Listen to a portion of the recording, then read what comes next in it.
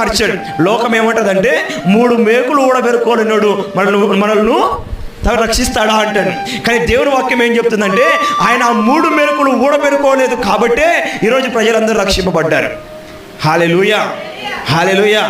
ఆ 3 మెరుకులు ఊడబెరుకోలేదు కాబట్టే ఈరోజు ప్రజలందరికీ విషయము, ప్రజలంతా ఆయన చనిపోయాడు, ప్రజలందరూ ఆయన చేతగాని వాడు, ప్రజలందరూ అనుకుంటే ఆ 3 మెరుకులు ఏం చెప్తున్నా తెలిసిన, ఇదిగో లోకమంతా ఒక మహా సైన్యము రెడీ అయింది.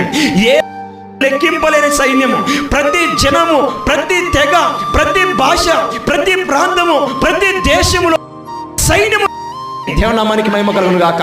That is what the victory Jesus had gotten in the cross.